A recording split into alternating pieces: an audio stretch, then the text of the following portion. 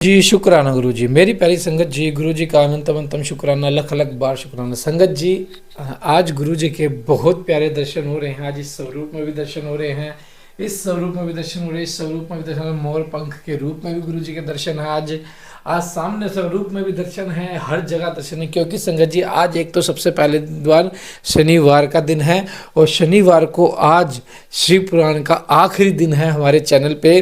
क्योंकि यह शिव पुराण पूर्ण होने जा रही है, और गुरुजी के आशीर्वाद पाने के लिए हमने गुरुजी को सबसे पहले भोग लगाया है कड़ा प्रसाद का। तो संगत जी देखो, कड़ा प्रसाद हमने गुरुजी का बना के रख दिया है, और फिर बाद में देखेंगे गुरुजी ने दर्शन दिए या नहीं दिए, कि भोग स्वीकार किया या नहीं किया। संगत जी, शिव पुराण आज के दिन समाप्त होने जा रहा है। और संगत जी, सोमवार से आपको, यानी कि कल से आपको पहला अध्याय से स्टार्ट हो जाएगी महाशिव पुराण। शुरू से दोबारा से चैनल पे शुरू हो जाएगी। तो संगत जी, जो भी संगत हमारे साथ जुड़ी हुई है, ब्लेस 777 गुरु जी, ब्लेस 777 संगत परिवार का हिस्सा है, तो संगत जी वह जरूर सुने, एक एक पाठ का एक एक शब्द सुने। क्योंकि शिव पुराण में बहुत शक्ति है, बहुत शक्ति है शिव पुराण में। शिव पुराण ही एकमात्र ऐसा इलाज है इस कलयुग में जो आपके हर पाप को ख़त्म कर सकता है। आपके मतलब हम हमारे ना जाने कितने पाप होते हैं, शादी से पहले, शादी के बाद, ना चाहते हुए भी हमसे कुछ ऐसे पाप हो जाते हैं जिनके हम मजबूर हो जाते हैं, लेकिन हमें वो करने पड़ जाते हैं। तो संगत जी, उस चीज़ का भी इसमें निवारण है, क्योंकि गुरुजी सब जानते हैं आपकी नीयत। सबसे मेन बात होती है संगत जी, नीयत, भाव आपके कैसे हैं। जिसने भी यह पूरे भाव से, पूरी अच्छे नीयत से गुरुजी को समर्पण कर रखा है, और अच्छे भाव से इस शिव पुराण को एंड तक सुना है चैनल पे, संगत जी देखना, मैं यकीन के साथ कहता हूँ उनके घर में बहुत बदलाव आएंगे। गुरुजी की बहुत ब्लेसिंग गई है। काफ़ी ब्लेसिंग तो हमने खुद भेजी है कुरियर के थ्रू गुरुजी के पास, और काफ़ी हमारे पास भी आई है। तो संगत जी ये देखो, एक तो ये डुगरी से खुद चल के आए थे गुरुजी स्वरूप के रूप में, एक वो वाला गुरुजी खुद चल के आए थे वो बड़े मंदिर से। तो संगत जी देखो, कितनी ब्लेसिंग तो हमारे पास आई है। ब्रेसलेट भी आए हैं, लोकेट स्वरूप की ब्लेसिंग भी आई। तो गुरुजी खुद चल के आए, क्योंकि हमने समर्पण किया था गुरुजी को, पूरा समर्पण 100%, 100% समर्पण किया था हमने गुरुजी को। क्योंकि हमें पता है गुरु ही हमें पार उतार सकते हैं। क्योंकि वो कहते हैं गुरु नानक नाम एक जहाज है, जो चढ़े चो उतरे पार, जो चढ़ गया वो पार ही उतरेगा। तो संगत जी, सोमवार से शुरू से दोबारा से शिव पुराण होगी। जो जिन भी संगत ना सुन पाई हो, कोई भी वजह रही हो, तो गुरुजी से माफ़ी मांग के दोबारा से शुरू करना। और पाठ का एक एक दिन हम 15 से 20 मिनट की वीडियो डालते हैं, बड़ी वीडियो भी नहीं डालते। तो संगत जी प्लीज़ आई रिक्वेस्ट टू, अगर आपको अपना कल्याण करवाना है तो शिव पुराण के एक एक शब्द को अच्छे से सुने। क्योंकि शिव पुराण एक ऐसा हथियार है कलयुग में, जो आपके बड़े से बड़े पाप को, जो कि आपकी पीढ़ी में भी अगर किसी ने किया होगा तो उससे भी खत्म कर देगा। आइए पाठ को शुरू करते हैं गुरु जी के मंत्र जाप के साथ। ओम नमः शिवाय, शिव जी सदा सहाय। ओम नमः शिवाय, गुरु जी सदा सहाय। हाँ संगत जी, टाइमिंग रहेगी पाठ की 6 बजे। जय गुरु जी, शुक्राना गुरु जी। जय गुरु जी। वायुदेव का अंतर ध्यान, ऋषियों का सरस्वती में अवभृत स्नान और काशी में दिव्य तेज का दर्शन करके ब्रह्मा जी के पास जाना। ब्रह्मा जी का उन्हें सिद्धि प्राप्ति की सूचना देकर मेरु के कुमार शिखर पर भेजना। सूर्य जी कहते हैं कि इस प्रकार क्रोध को जीतने वाले अपमन्यु से यदुकुलन नंदन श्री कृष्ण ने जो ज्ञान योग प्राप्त दिया था, उसका परिणत भाव से बैठे हुए मुनियों को उपदेश देकर आत्मदर्शी वायुदेव सायकाल आकाश में अंतर ध्यान हो गए। तदंतर प्रातःकाल ने मिश्राय के समस्त तपस्वी मुनि सन के अंत में और अवभृत स्नान करने को उद्यत हुए। उसमें ब्रह्मा जी के आदेश से साक्षात सरस्वती देवी स्वादिष्ट जल से भरी हुई स्वच्छ सुंदर नदी के रूप में वहां बहने लगी। सरस्वती नदी को उपस्थित देख मुनि मन ही मन बड़े प्रसन्न हुए। उन्होंने सन समाप्त करके उनमें आवागहन स्नान किया, और उस नदी के मंगलमय जल से देवता आदि का तर्पण करके पूर्व वृत्तांत का स्मरण करते हुए सब के सब वाराणसीपुरी की ओर चल दिए। उस समय हिमालय के चरणों से निकल कर दक्षिण की ओर बहने वाले भागीरथी का दर्शन करके उन ऋषियों ने उसे स्नान किया, और भागीरथी के किनारे का मार्ग पकड़कर वे आगे बढ़े।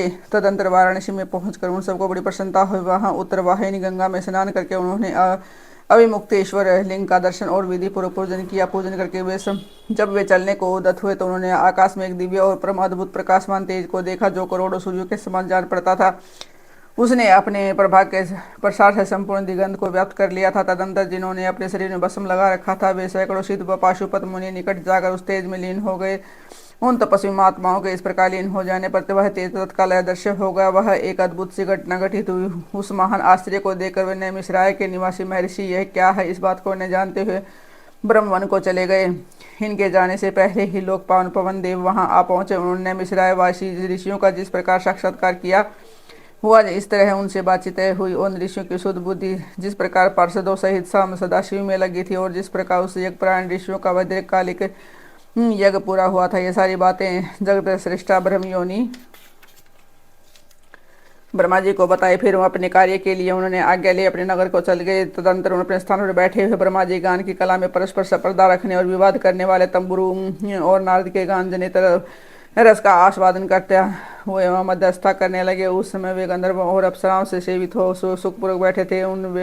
उस वेला में किसी बाहरी व्यक्ति को वहां जाने का अवसर नहीं दिया जाता था। इसलिए जब नैमिषारण्य निवासी मुनि वहां पहुंचे, तब द्वारपालों ने उन्हें द्वार पर ही रोक दिया। वे मुनि ब्रह्म भवन से बाहरी पार्श्व भाग में बैठ गए। इधर संगीत गोष्ठी में नारद ने तंबुरु की समानता प्राप्त की। तब परमेष्टि ब्रह्मा ने उन्हें तंबुरु के साथ रहने की आज्ञा दी और वे पारस्परिक स्पर्धा को त्याग कर तंबुरु के परम मित्र हो गए। तत्पश्चात गंधर्वों और अप्सराओं से गिरे हुए नारद नकुलेश्वर महादेव को वीरांगान सुनाकर संतुष्ट करने के लिए तंबुरु के साथ ब्रह्मवन से उसी प्रकार निकले जैसे मेघों की घटा से सूर्यदेव बाहर निकलते हैं। उस समय मुनिवर नारद को देखकर उन 6 कुलों में उत्पन्न हुए ऋषियों ने प्रणाम किया और बड़े आदर के साथ ब्रह्मा जी से मिलने का अवसर पूछा। नारद जी का चित्त दूसरी ओर लगा था और वे बड़ी उतावली में थे, अतः उनके पूछने पर बोले, यही अवसर है, आप लोग भीतर जाइए। यह कहते हुए वे चले गए। तदंतर द्वारपालों ने ब्रह्मा जी को उन ऋषियों के आगमन की सूचना दी। उनकी आज्ञा पाकर वे सब एक साथ ब्रह्मा जी के भवन में प्रवेश हुए। भीतर जाकर उन्होंने दूर से ही दंड की भांति पृथ्वी पर गिरकर ब्रह्मा जी को प्रणाम किया। फिर उनका आदेश पाकर वे ऋषि उनके पास गए और चारों ओर से उन्हें घेर कर बैठे। उन्हें वहां बैठा देख कमलासन ब्रह्मा ने उनका कुशल समाचार पूछा और बताया कि मुझे तुम लोगों का सारा वृत्तांत ज्ञात हो चुका है, क्योंकि वायुदेव ने ही यहाँ सब कुछ कहा है। अब तुम बताओ, जब वायुदेव तुम्हें कथा सुनाकर अदृश्य हो गए तब तुमने क्या किया?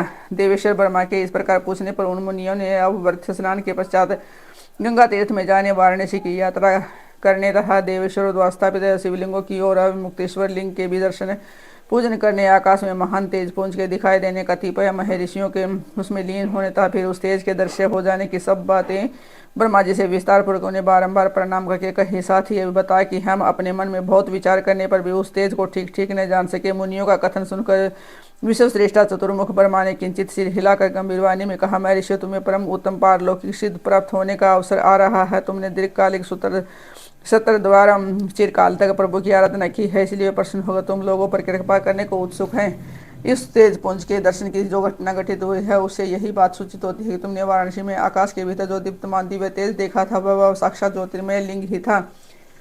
उसे महेश्वर का उत्कृष्ट तेज समझो। इस तेज में स्रोत और पाशुपत व्रत का पालन करने वाले मुनि जो सब धर्म में परिणत निष्ठा रखने वाले थे, अपने पाप को दग्ध कर चुके थे, लीन होकर वे समस्ते में मुक्त हो गए थे। उसे इसी मार्ग से तुम्हें भी शीघ्र ही मुक्ति प्राप्त होने वाली है। तुम्हारे देखे हुए उस तेज से यही बात सूचित होती है। तुम्हारे लिए यह वही समय देववश स्वयं उपस्थित हो गया है। तुम मेरुव्रत के दक्षिण शिखर पर जहाँ देवता रहते हैं जाओ। वही मेरे पुत्र सनंत कुमार जो उत्कृष्ट मुनि है निवास करते हैं। वे वहाँ साक्षात भूतनाथ नंदी के आगमन की प्रतीक्षा में है। पूर्व काल की बात है कि सनंत कुमार अज्ञानवश अपने को सभी योगियों का शिरोमणि मानने लगे हैं, इसलिए दुर्विनीत हो गए थे। यही कारण है कि उन्होंने किसी समय परमेश्वर शिव को सामने देखकर भी उनके लिए उचित अभ्युत्थान आदि सत्कार नहीं किया। वे अपने स्थान पर निर्भय बैठे रहे। उनके इस अपराध से कुपित हो नंदी ने उन्हें बहुत बड़ा ऊँट बना दिया। तब उनके लिए मुझे बहुत बड़ा शौक हुआ। मैंने दीर्घकाल तक महादेव और महादेवी की उपासना करके नंदी से भी बड़ी उन्होंने विनय की। इस प्रकार प्रयत्न करके किसी तरह उनको ऊँट की योनि से छुटकारा दिलाया। उन्हें पूर्ववत संत कुमार रूप की प्राप्ति कराई। उस समय महादेव जी ने मुस्कुराते हुए से अपने गणाध्यक्ष नंदी से कहा, अनंग अनंत कुमार सनंत कुमार मुनि ने मेरी ही अवहेलना करके अपना वैसा अहंकार प्रकट किया था, अतः तुम ही उनको मेरे यथार्थ स्वरूप का उपदेश दो। ब्रह्मा का ज्येष्ठ पुत्र मूड की भांति मेरा समन कर रहा है, अतः मैंने उसको तुम्हें शिष्य के रूप में दिया है। तुमसे उपदेश पाकर वह मेरे ज्ञान का प्रवर्तक होगा और वही तुम्हारा धर्माध्यक्ष के पद पर अभिषेक करेगा। महादेव जी के ऐसा कहने पर समस्त भूतगणों के अध्यक्ष नंदी ने प्रातः काल मस्तक झुकाकर स्वामी की वह आज्ञा शिरोधार्य की। तथा सनत कुमार भी मेरी आज्ञा से इस गणराज नंदी को प्रसन्न करने के लिए मेरे ऊपर दुष्कर तपस्या कर रहे हैं। गणाध्यक्ष नंदी के समागम में पहले ही तुम लोग सनत कुमार से मिलो, क्योंकि उन पर कृपा करने के लिए नंदी शीघ्र ही वहाँ आएंगे। शिव योनि ब्रह्मा के इस प्रकार शीघ्र आदेश देकर भेजने पर वे मुनि मेरु पर्वत के दक्षिणवर्ती कुमार शिखर पर गए। मेरुगिरी के सकंद सरोवर के तट पर मुनियों का संत कुमार जी से मिलना, भगवान नंदी का वहां आना और दृष्टिपात मात्र से पास छेदन एवं ज्ञान योग का उपदेश दे करके चला जाना शिव पुराण की महिमा तथा ग्रंथ का उपसंहार। सूत जी कहते हैं, वह मेरु पर्वत पर सागर के समान एक विशाल सरोवर है जिसका नाम सकंदसर है। उसका जल अमृत के समान स्वादिष्ट, शीतल, स्वस्थ, अगाध और हल्का है। वह सरोवर सब ओर से स्फटिक मणि के शिला खंडों द्वारा संगठित हुआ है। उसके चारों ओर सभी ऋतुओं में खिलने वाले फूलों से बड़े हुए वृक्ष उसे आच्छादित किए रहते हैं। उस सरोवर में सेवार, उत्पल कमल और कुमुद के पुष्प तारों के समान शोभा पाते हैं और तरंगे बादलों के समान उठती रहती हैं, जिससे जान पड़ता है कि आकाश की भूमि पर उतर आया है। वहाँ सुखपुरों को उतरने चढ़ने के लिए सुंदर घाट और सीढ़ियाँ हैं। वहाँ की भूमि नीली शिखाओं से आबद्ध है। आठों दिशाओं की ओर से वह सरोवर बहुत शोभा पाता है, तथा बहुत से लोग नहाने के लिए उतरते हैं और कितने ही नहाकर निकलते हैं।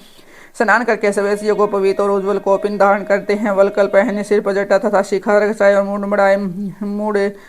मड़ाए ललाट में त्रिपुंड लगाए हुए आगम से विमल एवं मुस्कुराते हैं मुख वाले बहुत से मुनि कुमार घोड़ों में, कमलनियों के पत्तों के दोनों में, सुंदर कलशों में, कमंडलुओं में तथा वैसे ही करको आदि में अपने लिए, दूसरों के लिए, विशेषतः देव पूजा के लिए वहां से नित्य जल और फूल ले जाते हैं। वहां इष्ट और शिष्ट पुरुष जल में स्नान करते देखे जाते हैं। उस सरोवर के किनारों की शिलाओं पर तिल, अक्षत, फूल और छोड़े हुए पवित्र दृष्टिगोचर होते हैं। वहां स्थान स्थान पर अनेक प्रकार की पुष्प बलि आदि दी जाती है।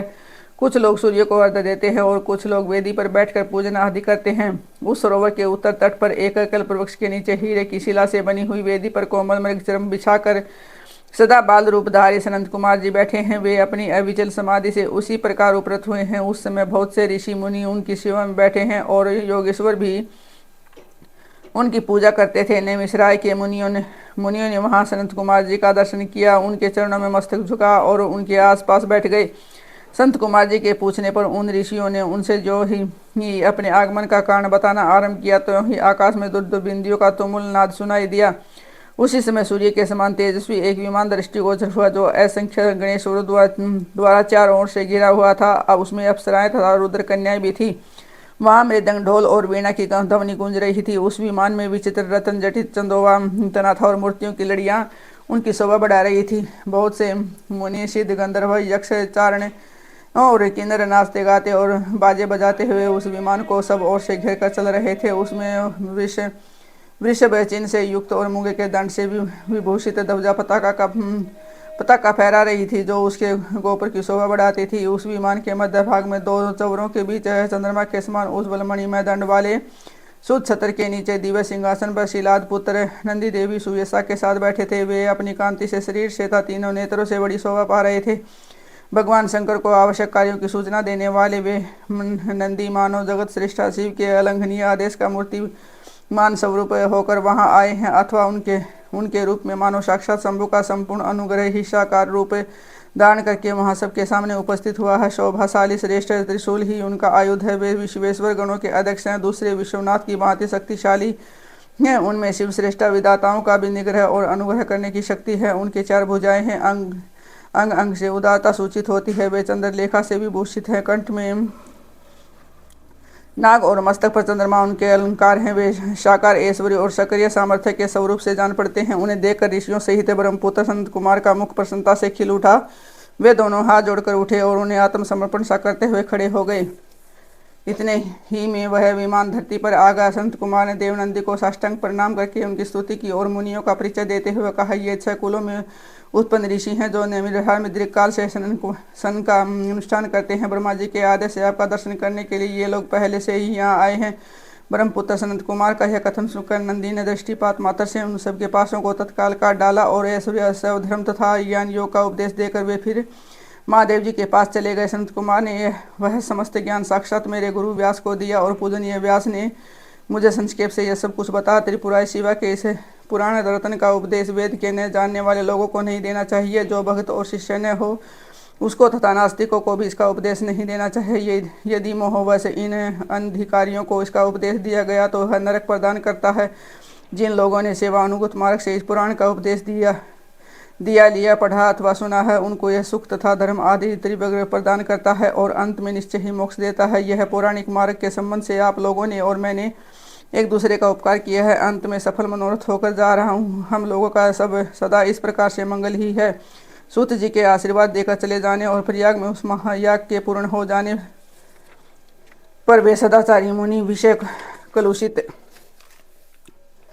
कली काल के आने से काशी के आसपास निवास करने लगे। तदंतर पशुपात से छूट जाने की इच्छा से उन सब ने पूर्णतः पाशुपत व्रत का अनुष्ठान किया और संपूर्ण बोध एवं समाधि पर अधिकार करके वे अनिद महर्षि परमानंद को प्राप्त हो गए।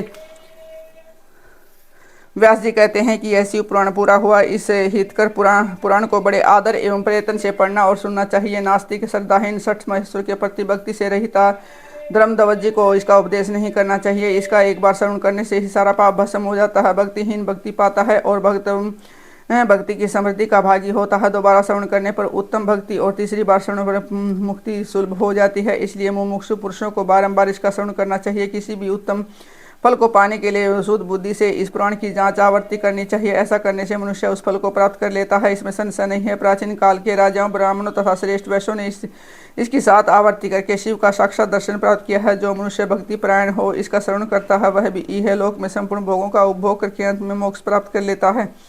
यह श्रेष्ठ शिव पुराण भगवान शिव को अत्यंत प्रिय है। यह वेद के तुल्य माननीय भोग और मोक्ष देने वाला तथा भक्ति भाव को बढ़ाने वाला है। अपने प्रथम गणों दोनों पुत्रों तथा देवी पार्वती के साथ भगवान शंकर इस पुराण के वक्ता और श्रोता का सदा कल्याण करें। वाह्य संहिता संपूर्ण, शिव पुराण संपूर्ण। जय गुरु जी, शुक्राना गुरु जी। संगत जी, हम कितने किस्मत वाले हैं जो हमें घर बैठे शिव पुराण सुनने का मौका गुरु जी ने दिया, और वो भी अच्छे से। ये नहीं कि जैसे पूरे दिन पाठ किया हमने, नहीं, दिन में सिर्फ हमने 15 से 20 मिनट दिए गुरु जी को, उसके बाद गुरुजी ने हमें कितना कल्याण करा। संगत जी, मुझे कमेंट करना, जिस संगत ने फर्स्ट डे से लेके आज तक पूरी शिव पुराण सुनी है ना, मुझे कमेंट करना संगत जी, क्योंकि शिव पुराण बहुत शक्तिशाली है। कलयुग में शिव पुराण कल्याण में है। शिव पुराण जिसने सुन लिया उसे कुछ करने की जरूरत नहीं। अपने सत्संग सुने, सत्संग में दिल लगाकर सुने, अपने सत्संग शेयर करें। अब तो संगत जी, हर संगत का जिस संगत ने डे 1 से लेकर डे एंड तक शिव पुराण सुनिया, उसका सत्संग शेयर करने का वक्त आ गया। अब इतने सत्संग शेयर करोगे संगत जी, आप देखना, अपने इतने सत्संग शेयर करोगे कि गुरुजी ने आज ये करवा दिया, गुरुजी की कृपा से आज ये हुआ, गुरुजी की कृपा से आज ये हुआ, गुरुजी की कृपा से आज ये हुआ। देखना संगत जी, सबके घर में खुशहाली आएगी, सबके काम बनते चले जाएंगे। गुरुजी इतनी ब्लेसिंग देंगे, इतनी ब्लेसिंग देंगे। आइए संगत जी, जो हमने भोग लगाया था गुरुजी का, देखते हैं कि गुरुजी ने भोग स्वीकार किया या नहीं किया। जय गुरुजी। गुरुजी, संगत जी देखो, भोग स्वीकार हो चुका है गुरुजी का। ओम। जिसका भी दर्शन हो गया संगत जी, देखो साक्षात ओम बना हुआ है, पूरी आकृति दिख रही है संगत जी। देखो मैं दोबारा से कर रहा हूँ, ओम फुल। जय गुरु जी, शुक्राना गुरु जी। देखा संगत जी, मैं कहता हूँ संपूर्ण समर्पण करो गुरु जी को, और संगत जी देखना कितनी ब्लेसिंग मिलेगी आपको, कितनी ब्लेसिंग मिलेगी। देखो भोग भी गुरु जी ने स्वीकार किया। जय गुरु जी, शुक्राना गुरु जी। और रेडी हो जाइए, कल से 6 बजे डेली शिव पुराण का पाठ शुरू से स्टार्ट होने जा रहा है। तो जय गुरु जी, शुक्राना जी। प्यारा सा कमेंट करके अपनी हाजिरी जरूर लगाए। जय गुरु जी।